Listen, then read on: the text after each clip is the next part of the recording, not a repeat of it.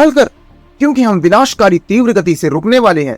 जी हाँ, क्या होगा अगर 1674 किलोमीटर प्रति घंटे की रफ्तार से घूमने वाली धरती, जिसके रास्ते को रोकने के लिए कोई ताकत नहीं है, वो अचानक से 5 सेकंड के लिए थम जाए?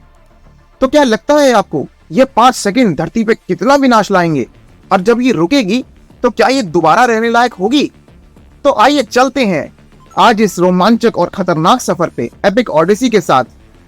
4.6 बिलियन ईयर्स पहले जब अर्थ बनी थी और बड़ी मात्रा में डस्ट और गैस की एक डिस्क ने इकट्ठा होकर बहुत तेजी से धरती को झटका दिया, जिसकी वजह से वो अपने एक्सिस पर रोटेट करने लग गई।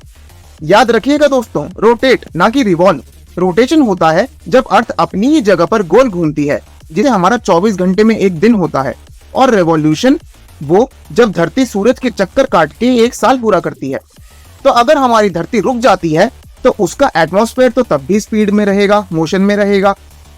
तो सब कुछ रुक जाने के बाद भी तेज हवाएं चलनी नहीं रुकेंगी, और ये भी कोई ऐसी वैसी तेज हवाएं नहीं, वो धरती के सबसे भयंकर तूफानों से कई गुना ज्यादा तेज होंगी। हाँ, ये अलग बात है कि ये हवाएं अलग अलग जगहों पे अलग अलग रफ्तार से चलेंगी। इक्वेटर पे अर्थ सबसे तेज रोटेट करती है। यहाँ पे आप 1670 किलोमीटर प्रति घंटे की रफ्तार के तूफान का लुत्फ उठा सकते हैं। हाँ, वो बात अलग है कि हवाएं इतनी ताकतवर होंगी कि अर्थ के क्रस्ट यानी उसकी ऊपरी तह को फाड़ दें। तो इस बात से कोई फर्क नहीं पड़ेगा कि आप खुले मैदान में हैं या कंक्रीट और स्टील से बनी मजबूत बिल्डिंग में, ये आपके चिथड़े उड़ा देंगी। धरती के सबसे तकड़े स्टॉर्म F5 की भी स्पीड 511 किलोमीटर प्रति घंटे की थी। ये उससे 3 गुना ज्यादा है। अगर आपके नीचे की जमीन ना उखड़े तो आप और बहुत सी चीजें कई गुना दूर तक उड़ जाएंगी, और वो भी बहुत तेजी से। हाँ, अर्थ छोड़ के नहीं जा पाएंगे, इतने लकी नहीं है हम, क्योंकि आपको 40,000 किलोमीटर प्रति घंटे की स्पीड को अचीव करना होगा धरती से बाहर निकलने के लिए। खैर, तो न्यूजीलैंड और फ्रांस जैसी जगहों पर आपको ये थोड़ी हल्की देखने को मिलेंगी, पर वो हल्की भी हर तूफान से भारी होगी। लगभग 1180 किलोमीटर प्रति घंटे पे होंगी, जो कि लगभग सब कुछ ही तहस नहस कर देंगी। पर इन तूफानों के अलावा आपको और भी चीजों का सामना करना पड़ेगा। हमारी धरती पूरी गोल नहीं है, उस पे रोटेशन की वजह से सेंट्रीफ्यूगल फोर्स यानी सेंटर से दूर जाने वाला फोर्स लगता है, जिससे धरती थोड़ी चपटी होके उसके इक्वेटर के पास का हिस्सा उभरा हुआ है।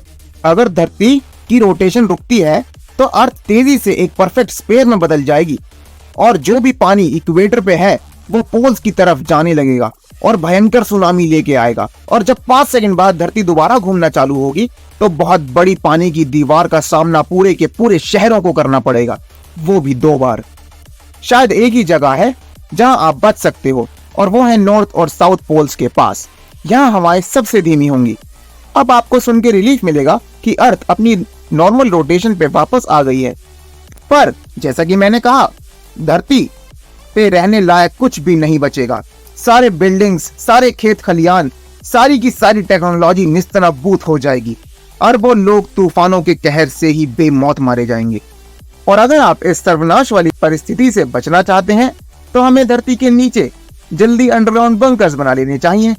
बट लकीली कई अरबों सालों तक ये आपदा नहीं आने वाली।